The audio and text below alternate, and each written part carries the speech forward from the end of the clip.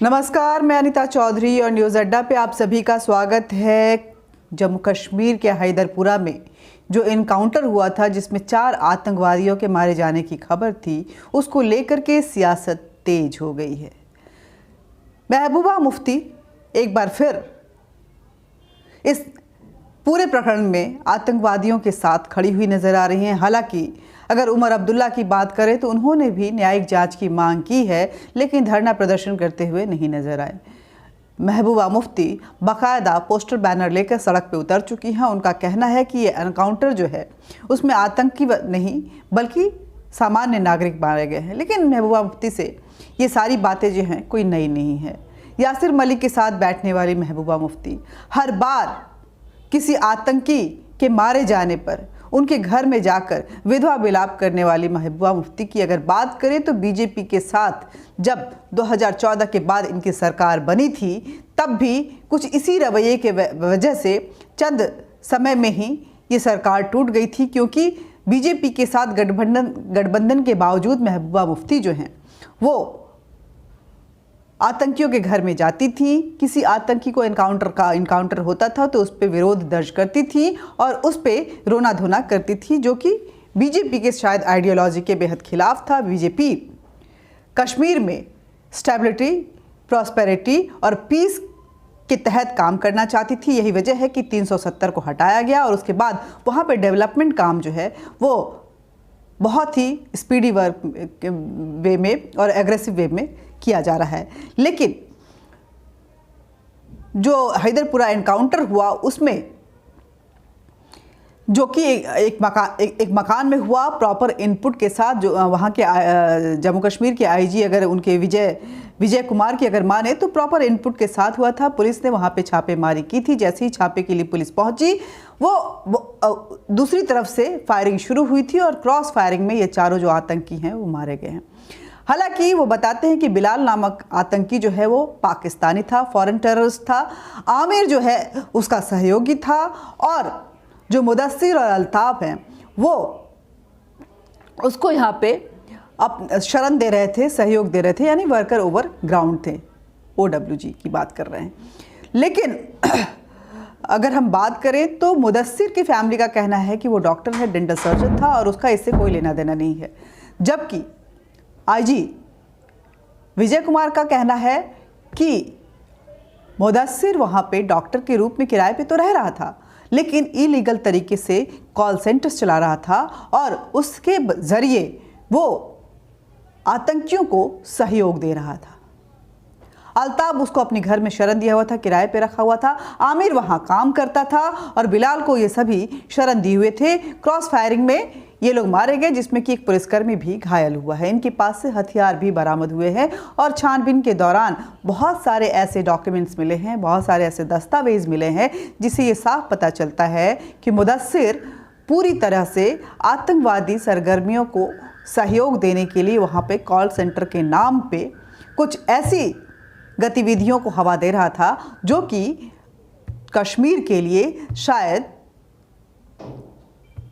स्वास्थ्य के लिए, उस कश्मीर के जनता के स्वास्थ्य के लिए, कश्मीर की आबो हवा में अगर अमन चैन की बात करें तो उसके हेल्थ के लिहाज से ये जो गतिविधियां थी, ये जो कॉल सेंटर था, कहीं ना कहीं बेहद घातक साबित होने वाला था। लेकिन महबूबा मुफ्ती तो महबूबा मुफ्ती हैं। वो इसको पूरी तरह से फेक एनकाउंटर करार दे रही हैं और नागरिकों की तरफ केंद्र सरकार का जो रवैया है वो किस तरह का है उसको दोषपूर्ण बता रही हैं। आप सुनिए क्या बोल रही हैं महबूबा मुफ्ती, उसके बाद हम आगे आपको दिखाएंगे किस तरह से वो पोस्टर बैनर लेके सड़कों पे खड़ी हैं। ये पहले भी आपको दिखा चुके हैं, लेकिन एक फोटो और दिखा देंगे आपको। एक ऐसा एनकाउंटर हुआ जिसमें 3 सिविलियन, जो कि लोग कहते हैं एक बनिहाल का लड़का है जो वहाँ नौकरी करता था 5,000 रुपए महीने से, दूसरा एक डॉक्टर है, तीसरा एक जो घर वाला है, घर का मालिक है। और ये एक नया तरीका बन गया है कि जब भी कहीं एनकाउंटर में कोई मारा जाता है तो उसको कहते हैं ओवरग्राउंड वर्कर है। अभी तक ओवरग्राउंड वर्कर होने के कोई सबूत नहीं है उनके। ये बहुत ही अनफॉर्चुनेट है, क्योंकि इस तरह से लोगों को इतने एनकाउंटर में ले जाके शील्ड बना के उनको लेना, क्योंकि उसकी बच्ची ने, जो अल्ताफ है, उसकी बच्ची ने कहा कि मेरे फादर को शील्ड बनाया गया। तो ये मैं समझती हूँ कि इससे जम्मू कश्मीर में जो लोगों के दिल है वो और हमसे दूर होते जा रहे हैं और गुस्सा आ रहा है लोगों में, और इससे हालात सुधरने की बजाय खराब होने का ज्यादा खतरा है। तो हम चाहते हैं कि इसमें जुडिशियल इंक्वायरी होनी चाहिए और जो इसमें मुलविस है, जिन्होंने ये गलती की है, उनको कड़ी से कड़ी सजा दी जानी चाहिए ताकि लोगों को लगे नहीं हमें कोई इंसाफ देने वाला है। This a very very very unfortunate incident. I mean, in an encounter you have 3 civilians getting killed and 1 militant is killed while 3 civilians have been killed, and they have been branded as OGWs, which is very unfortunate, which is totally wrong because the families have been claiming otherwise. One was a doctor, one was a householder.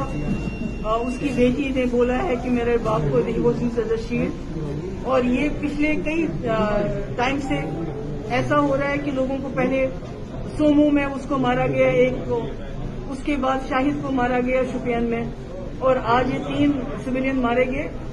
इसमें लगता है कि कोई जवाब भी नहीं, कोई किसी से पूछता नहीं क्यों मार रहे। परिवार वाले कह रहे हैं कि बॉडी नहीं दी जा रही, वो दूसरा मुसीबत है। इससे बड़ा जुल्म क्या हो सकता है कि आप पहले किसी को मारते हो, उसके बाद उनकी डेड बॉडी भी नहीं देते हो, उनको डेड बॉडी के लिए प्रोटेस्ट करना पड़ता है। तो मैं समझती हूँ ये जो बीजेपी का ख्याल है कि हम बंदूक के बलबूते पे, आर्मी के बलबूते पे, मिलिट्री के बलबूते जम्मू के कश्मीर के मसले को दबा सकते हैं या हल कर सकते हैं, बिल्कुल गलत है। अगर कश्मीरी ने दबना होता तो जब पाकिस्तान के लोगों ने 47 में आर्मी ने हमला किया तो कश्मीरी ने उनका मुकाबला नहीं किया होता, फिर कश्मीरी उसी को दब गया होता पाकिस्तान से। पर कश्मीरी ताकत के बलबूते दबने वाला नहीं है, इसका दिल जीतने की जरूरत है। और साथ ही ये चिंता का विषय भी है जिसको लेकर के चिनार कॉर्प्स, जो कि घाटी के लिए काम करता है आर्मी की तरफ से, वहाँ के जो लेफ्टिनेंट जनरल हैं वो क्या बोल रहे हैं उसको भी आप जरूर सुनिए कि कितना ये बेहद चिंताजनक बात है कि कश्मीर की आबो हवा में किस तरह से अमन चैन घुले, इसको लेकर के सुरक्षा बल, आर्मी और सरकार तीनों की तरफ से ज़बरदस्त कोशिशें की जा रही हैं। बहुत सारी जनता जो है, ज़्यादातर जनता जो है वो विश्वास के साथ इस पीस, प्रॉस्पेरिटी और स्टेबिलिटी में कदम से कदम मिला के चलना चाहती है, लेकिन कुछ लोग हैं जो आतंकवाद का जहर घोलना चाहते हैं। सुनिए क्या बोल रहे हैं। बहुत अच्छा सवाल आपने करा है। पहली बात है, मुझे कई बार लोग ये पूछते हैं कि चिनार कोर दिल जीतने के लिए क्या कर रहा है कश्मीर के लिए। मुझे लगता है कि आज की तारीख में हमें दिल जीतने के लिए कोई काम करने की ज़रूरत नहीं है। जो पूरी आम जनता है उसका हमारे पर बहुत भरोसा है और बहुत कॉन्फिडेंस है। उनको मालूम है कि हम किस रास्ते से काम चलते हैं, हमें उसकी ज़रूरत ही नहीं है। I think we have achieve that level. मगर एक बहुत छोटा सा तबका है और जिसको हमेशा बताता हूँ कि वो अपने फ़ायदे के लिए किसी यूथ को गुमराह करने की पूरी कोशिश करता है। ठीक है, जैसे आप कल का एक ऑपरेशन देखिए जिसके अंदर एक आदमी अपने आप को डॉक्टर बना करके किस तरह की डिग्री के साथ में एक फेक कॉल सेंटर चलाता है अपने उस इलाके के अंदर। उसके पास हैदरपुरा जैसी जगह के अंदर एक अच्छा बढ़िया ऑफिस है। वो एक काम आदमी नहीं बना सकता, मगर वो वही आदमी बना सकता है जो किसी गलत पेशे के अंदर लग करके बाहर से पैसा कमाए, अंदर से गलत किस्म से पैसा कमाए, कुछ लोगों को टेररिस्ट बनाए, यूथ को गलत रास्ते पे लेके जाए ताकि उसका घर परिवार अच्छा जाता है। वो डॉक्टर बन जाए, उसके परिवार बाहर पढ़ाई करें, मगर कोई ना कोई यूथ हथियार पकड़ के मारा जाए, उसको फ़र्क नहीं पड़ता। तो ये जो फैक्ट्री चलाते हैं वाइट कॉलर टेररिस्ट, सफ़ेद पोश दहशतगर्द, हमें आवाम को उनसे आगाह करना है कि आप जाओ और उनसे दस्तक दो उनके घर के अंदर और उनसे बोलो कि तुम्हारे बच्चे को, मेरे बच्चे को आप टेररिस्ट क्यों बना रहे हो, दहशतगर्द क्यों बना रहे हो। आप अपने बच्चे को पहले दहशतगर्द बनाओ और फिर मेरे बच्चे को बनाओ। जब तक ये नफरी कम नहीं हो जाएगी, जब तक हमारे लोग जागरूक होकर के उनसे ये सवाल नहीं पूछेंगे कि पूरी दुनिया आगे चलती जा रही है, पूरा देश आगे चलता जा रहा है, आप हमारे बच्चे को एक पुराने किस्म के माइंडसेट के अंदर लेके जा रहे हो, तब तक ये थोड़ी सी प्रॉब्लम रहेगी। बट मुझे मालूम है कि ज़मीन के ऊपर वो जो नफरी है, वो जो स्ट्रेंथ है ऐसे गलत लोगों की, वो धीरे धीरे कम होती जा रही है।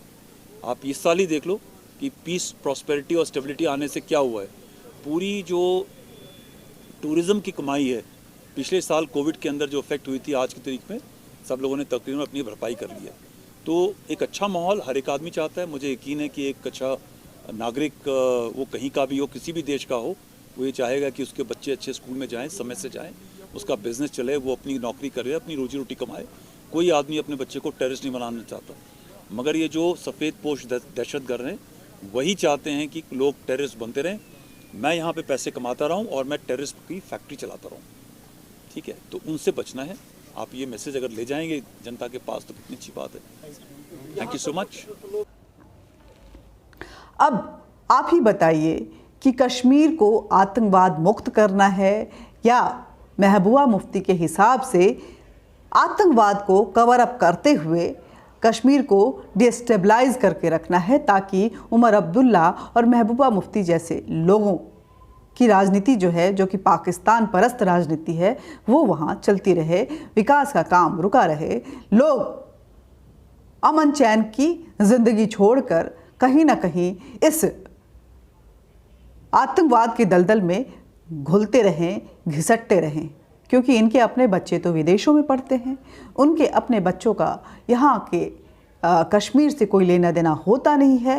वो खुद बड़ी बड़ी डिग्रियाँ लेकर आते हैं, लेकिन कश्मीर की शिक्षा को रोककर वहाँ आतंकवाद के मदरसे खोलते हैं और युवाओं को गुमराह करते हैं। नमस्कार, जय हिंद, जय भारत। वीडियो को ज़्यादा से ज़्यादा शेयर कीजिए, लाइक कीजिए, सब्सक्राइब कीजिए। मैं भी ये मानती हूँ, आपको जाते जाते ये बता दूँ कि मैं भी ये मानती हूँ कि अगर एक भी बेगुनाह की जान गई है तो उसको लेकर के जुडिशियल इंक्वायरी ज़रूर होनी चाहिए। लेकिन इस आड़ में राजनीति करना, सियासत करना और गलत चीज़ों को हवा देना कहीं ना कहीं कश्मीर की जनता के लिए भी घातक होगा, और जिसका फ़ायदा आए दिन पाकिस्तान उठाने की कोशिश करता है। पाकिस्तान आए दिन यूएन में कश्मीर मुद्दे को उठाता है। हालांकि हमारी तरफ से अगर देखें तो इस बार भी मुंह तोड़ जवाब दिया गया और बोला गया कि कश्मीर की चिंता छोड़ दे पाकिस्तान, और जो कश्मीर, भारतीय कश्मीर का हिस्सा पाकिस्तान जो है अपने कब्ज़े में रखे हुए है, उसको छोड़ने की बात अब करें, क्योंकि ये बेहद ज़रूरी है। लेकिन महबूबा मुफ्ती और उमर अब्दुल्ला जैसे कुछ सियासतदान जो हैं, उनको इस तरह की राजनीति जिसमें चैन हो, अमन हो, शिक्षा हो, विकास हो, स्वास्थ्य हो और खुशहाली हो, शायद पसंद नहीं आता है। एक बार फिर कह रही हूँ, वीडियो को ज़्यादा से ज़्यादा शेयर कीजिए, लाइक कीजिए, सब्सक्राइब कीजिए, बेल बटन दबाइए ताकि नोटिफिकेशन आप तक पहुँचता रहे। और कश्मीर को लेकर ये महबूबा वाली राजनीति को आप कैसे देखते हैं, अपने विचार जरूर लिखिए। नमस्कार, जय हिंद, जय भारत।